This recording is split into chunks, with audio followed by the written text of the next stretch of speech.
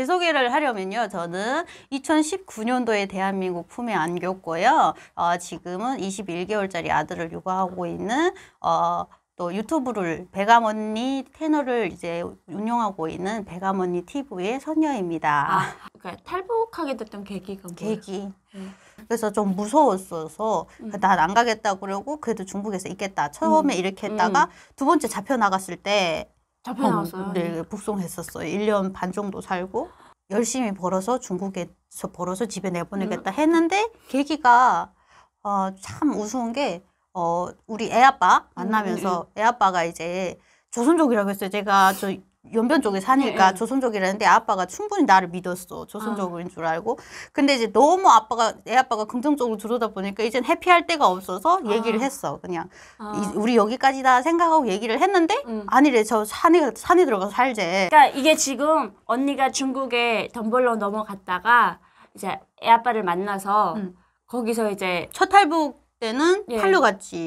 첫 탈북 때는 팔려 갔다가 이제 1년 반 살고 시내나 일하다 잡혀가고 두 번째 올 때는 또 오면 임신매매로 오잖아요. 그러니까 우리 같이 한 번 왔던 애들이 모여서 우리끼리 백두산으로 도보해서 넘었어. 그러다가 어느 날 이제 틱톡을 보다가 이렇게 북한에서 제가 돌격대 나갔을 때 그 집에서 이제 숙식하던 집 딸 언니 이거 친했었는데 그 언니가 있어. 8년 전에 알았던 언니인데 그 언니 사진이 또 있는 거예요. 그래서 어머 이 언니가 왜 여기 있어? 그러고 댓글을 남겼어요. 언니 나 꼴꼴인데 언니 어디예요? 이러고 그런데 문자가 온 거예요. 어머니 어디니? 이러는 거예요. 그래서 언니 나 여기 중국 어디인데 하니까 아니 거기 있지 말고 한국 오나 이러는 거예요.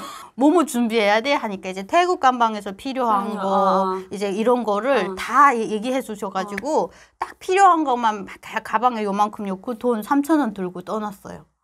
신랑은요? 신랑을 얘기했어. 나 한국 갈 거라고. 그러니까 처음에는 한 달을 연락 안 하더라고요.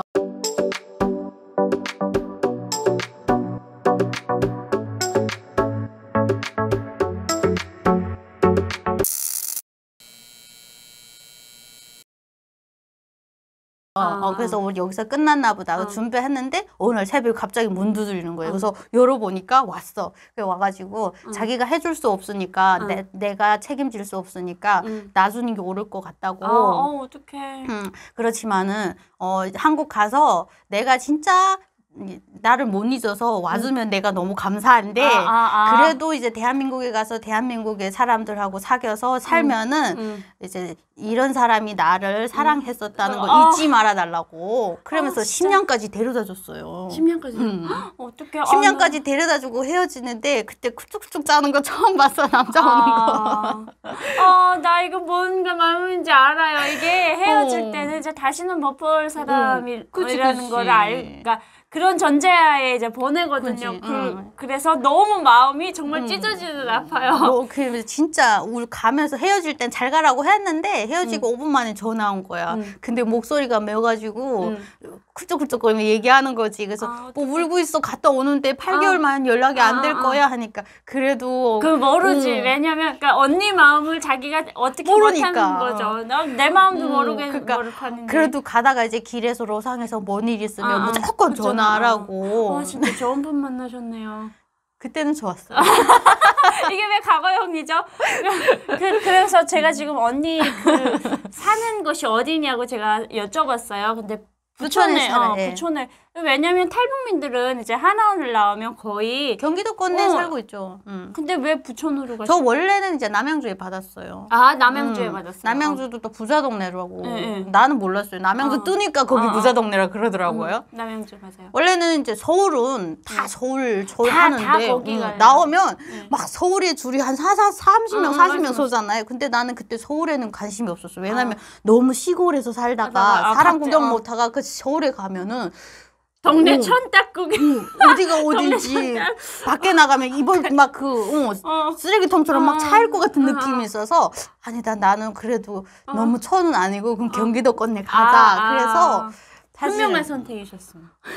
사실은 이제 신랑을 데려오겠다고 생각했으니까 중국 사람 많은데 그래?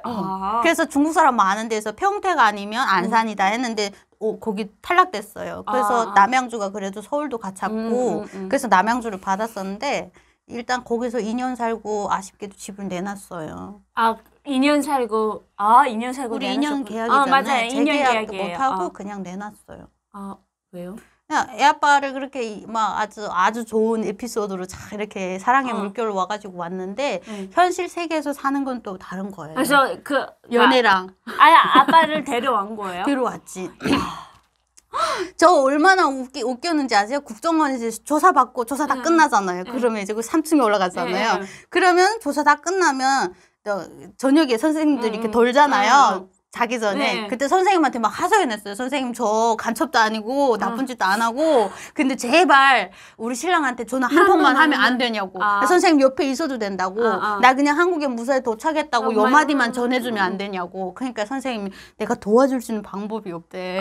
그 규정이 그래서 그 찔찔 짜면서 막 부탁을 아니 그 전화 안 시켜줘요? 시켰어요. 그냥 한국에 가족이 있잖아요. 그럼 그 가족이랑은 그거 하는데 진짜요? 중국에 있는 그 신랑의 배우자지만 주민등록상 아니잖아요. 그래서 그게 불가능하대. 그러니까 그게 사유가 안 되더라고요. 그래서 이제 너무 그러니까 이제 짝꿍이 있어서 제일 친한 친구. 나는 네 같은 애 처음 보는. 그러니까 이제 대한민국에 오면 그렇게 막 이렇게까지 찾는 분이 없어요. 예, 언니들이 다 그랬어요. 뭐더라, 야 그 사람 뭐 잊어먹고 대한민국 오빠하고 사귀라. 나는 언니 마음이 이해가 되는 게 그분이 어떤 마음인지 알 것 같아요. 그치. 그래서 그러니까 그때는 너무 고마웠던 사람이어가지고 너무 고마운 사람이죠. 그냥 아무것도 모르잖아요. 그러니까 이게 안 통하던데 훌 떨어졌는데 갑자기 누군가 와가지고 내가 기댈 수 있고 나를 품어주는 사람이었어가지고 그쵸. 불문을 가리고 그 사람이 그냥 좋았었어요. 그러니까 이게 그러니까 은혜를 갚는 거죠. 솔직히 맞잖아요, 언니. 그러니까 내가 죽을 겁에서 이 사람이 살려줘서 이 사람한테 꼭 은혜를 이거는 인간의 도리인 거예요. 그래서 하나원에서 나오자마자 막 그 결혼 등록하는 국제 결혼하는 사람 전화해가지고 하나원에서 막 연락을 해가지고 나와서 바로 3개월 만에 수속을 해가지고 첫 비행기를 타고 이제 갔어요? 갔어요. 야, 거기 가게 해요, 언니? 가요. 진짜요? 근데 갈 때 막 그 에피소드가 너무 많았어. 뭐 이렇게 그 심양 거기서 뭐 잡혔다는 사람들도 있고 엄청 나죠. 그리고 뭐 우리는 대한민국에 나와서 여권에 백지장이기 때문에 이제 처음에 나갈 때 단속이 심하다는지 막 그래가지고 엄청 쫄아서 간이 요만큼 했었는데 그래서 대한민국 여권이 있는데 어디다 대고 나 그때 진짜 간이 요만하고 이 옷에 등대기 다 젖었었어 나갈 때 혼자니까 그래서 심양으로 안 날고 장춘으로 날았어요. 그 장춘은 좀 작더라고요. 그래서 나가는데 막 언니들이 나갈 때 야 한국말 시키면 절대 하지 말고 모른 척하고 중국말 시키면 절대 모른 척하고 그래가지고 근데 아무렇지도 않게 또 무사히 나갔어. 그래가지고 이제 신랑하고 거기서 이제 준비해갖고 6월 달에 데려왔어요. 내가 3월에 나왔잖아요. 6월에 우리 신랑을 데려왔어요. 야, 6월에 지금 그러니까 2018년 6월에 19년. 19년 6월에 데리고 와서 그때부터 이제 제가 기초수급 받는 기간이잖아요. 보호 기간이고 직업도 없고 하다 보니까 이제 사유가 안 되는 거예요. 국제결혼 되는데 제가 여기서 소득이 있어야 돼요. 국제결혼도 그냥 막 하는 게 아니에요. 잠깐만 국제결혼은 그 소외계층은 국제결혼 못해요? 국제결혼 하는데 지금 대한민국에 중국인들이 너무 많잖아요. 예. 가짜 결혼, 가짜 위장 이혼, 위장 결혼 이런 것 때문에 조사가 여간 깐깐하지 않아요. 그러니까 우리 신랑이랑 나랑 처음부터 만나가지고 찍은 사진 어디 가서 먹고 그러니까 그 날짜 그거 다 진짜 있어야 돼. 사실혼인지 보는 거. 그다음에 카톡 내역 그때 만났을 때부터 카톡 내역 사진 다 있어야 돼요. 어머머 웃긴다. 그거에 또 그래 이건 또 반대네요. 왜냐면 우린 또 대한민국 국민 그러니까 이제 대한민국 남자랑 연애했잖아요. 그지. 예. 또 다르지. 그러면 이거는 또 사실혼이라고 그렇게 밝히고 싶어해요. 이게 왜냐면 그 사실혼인데 기초수급자잖아요. 근데 남편이 소득이 있는데 그죠. 그 기초수급 그거를 하려고 결혼을 안 하는 경우가 또 있잖아요. 많더라고요. 예. 많아요. 그렇게 되면 또 그건 또 반대로 이 사람들이 사실혼이라고 계속 밝히는 사람들이 엄청난 거예요. 이건 또 반대네요. 중국은 또. 중국이 우리나라 조사가 까다로운 거예요. 중국이 아니고 중국에서는 뭐 굳이 그게 없어요. 해달라는 서류 다 떼주는데 우리 조사가 그래서 그랬구나. 그래서 이제 남편이랑 살다가 데려와가지고 10월 달에 바로 임신을 했어요. 그래서 이제 데려와서 아들을 그래서 낳고, 그 아들이 진짜 얼마나 우리 준서가 태어났어요. 그 아들이 그렇게 태어나서 지금은 아들이랑 둘. 네, 그 이제 사는 과정에 아빠가 와서 우리가 그게 없잖아요. 기초 소득이 없으니까 없어요. 아빠가 이제 그 신분증 대한민국 결혼 이민 증명서가 나올 때까지 거의 1년이 걸렸어요. 왜냐면 둘 다 소득이 없고 그다음에 이제 그 기간이 좀 오래다 보니까 그 기간에 이제 또 아빠 그 본인이 건강검진 서류를 제출해야 되는데 그것 데려갔는데 또 결핵이래. 그래서 그래서 이제 보험이 안 되잖아요. 일단은 그냥 내가 요청해서 와가지고 불법은 아니다 뿐이지 보험이 하나도 안 되는 거예요. 그러다 보니까 보험 안 되는 상태에서 이제 8개월 동안 치료받다 보니까 비용이 좀 많이 들었어요. 그랬고 그거 하면서 출산이 겹치고 그러다 보니까 많이 힘드셨겠다. 너무 힘들었어요. 2년이라는 세간이 너무 길기도 하면서도 지금 보면 너무 많은 거를 쌓아왔던 것 같아. 그래서 그때 이제 출산에 그거에 스트레스, 육아, 우울증 뭐 이걸 다 겹쳐가지고 안 되는 거예요. 남편이 나를 내가 기댈 수 있는, 나는 남편한테 큰 걸 안 바랬어. 돈 많이 벌어오고 뭐 이런 거를 안 바랬는데 나를 우선 믿어를 안 줘. 우처증이 있는 거야. 그러니까 자기가 돈을 못 벌잖아. 그러니까 혹시 이제 나는 말이 통하니까 나가서 눈 맞아서 누구랑 눈 맞아서 달아나면 어쩌지? 이러고 그래가지고 나를 밖에도 못 나가게 하고 자기하고만 있어달라고 하고 애 그러면 벌어야 먹고 살 거 아니에요. 그러니까 그럼 자기가 나가서 최소 150은 벌어오던가 아니면 자기가 육아해 내가 나가서 벌게 그것도 안 된대. 그럼 어떻게 하니까 자기 만능 아니래 애 못 번대. 그래서 그럼 나는 만능이야 애도 기르고 자기도 벌어 먹이게? 내가 그랬어. 그랬더니 굶어 죽게 하겠냐고. 중국식이 나오는 거지. 중국은 구시구시 그냥 하루를 즐기면서 사는 사람들이니까 거기서 이제 보니까 패턴이 안 맞는구나. 나랑 맞지 않는구나. 그 다음에 그래도 시간을 줘보자 그래서 기다리고 근처에 사람들 이렇게 일자리 수선해서 보내도 보고 했는데 적응을 못 하는 거예요. 그러니까 왜냐면 그러니까 그분도 이제 중국에서 갑자기 여기 뜰렁 떨어지다 보니까 적응할 시간이 또 필요했겠죠. 근데 여자만큼 또 남자가 그렇게 적응력이 빠르지 않잖아요. 그래서 안 되겠다 싶어가지고 이왕 우리 없이 살고 이럴 거면 우리 둘 다 편하게 살자. 자기도 당신 중국에 가서 하고 싶은 거 하고 본업에 살고 내가 내 자식은 내가 책임질 거니까 그냥 당신 집에 돌아가라 그랬어. 그러니까 자기들 감은 또 되게 있어. 척은도 되게 빠르거든. 그럼 자기가 올 때 들고 왔던 돈 3만 원을 달래. 그럼 가겠대.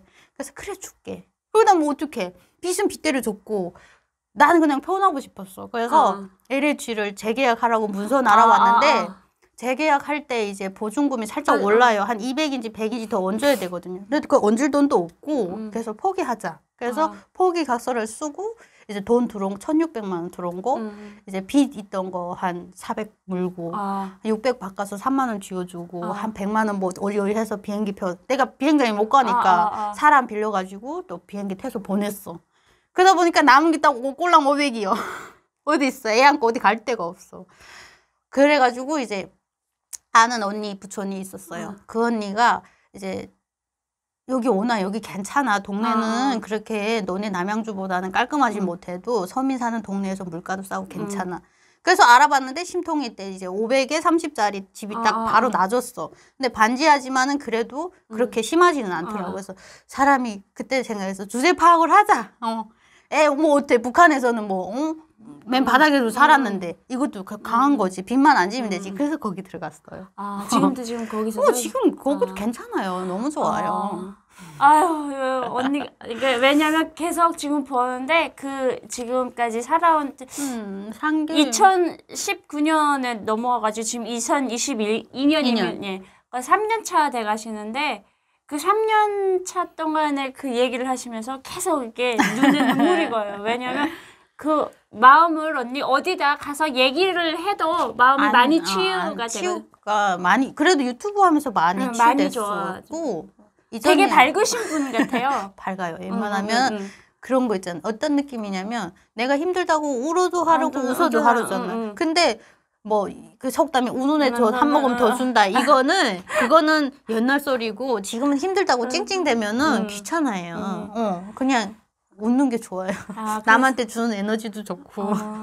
오늘도 진짜 한 편의 드라마 같았어요. 진짜 저런 삶을 나 같으면 살았을까라는 생각을 해봤는데 진짜 고생 많으셨습니다. 복이죠. 아니에요. 그런 절차가 있어가지고 좀 이런 힘든 거를 버틸 수 있는 디딤돌이 되었다고 생각해요. 그러니까 그 이제 3년 동안 제일 힘든 고비를 지금 넘겼고 그죠? 이제 점점 올라가면 점점 되죠. 좋아질 겁니다. 저도 옆에서 열심히 수혜 씨도 듣겠습니다. 만나고 옆에 좋은 선배님들이 많아서 너무 감사하고 여러분들도 있어서 지금 너무 그러니까 감사하죠. 언니는 그냥 아들이랑 언니랑 둘이 딱 둘만 혈부치가 딱 둘밖에 없는 없어요. 저의 이제 북한에 있는 저의 가족들, 그러니까 저희 집 내력에서는 제가 제일 먼저 노란기를 들었어요. 그래서 저랑 똑같네요. 거기서는 그런 데서는 저랑 똑같으니까 동질감을 느끼면서 오늘 우리 선녀 언니 저희 TV에 모셔서 아마 우리 햇님들도 아마 같이 울고 이제 난리 나셨을 겁니다. 오늘 선녀 언니 모시고 얘기를 해봤는데요. 우리 햇님들께서도 우리 선녀 언니 TV 그 많은 건 바라지 않고요. 구독과 좋아요만 꾹꾹 좀 눌러주시면 정말 큰 힘이 되고 응원의 너무 감사하겠어요. 응원의 댓글도 좀 많이 달아주시면 좋겠습니다. 오늘 영상이 좋으셨다면 구독과 좋아요 꾹꾹 이건 나빠요. 꾹꾹 눌러주세요. 이러면 안 돼요. 추천 안 떠요. 감사합니다. 감사합니다.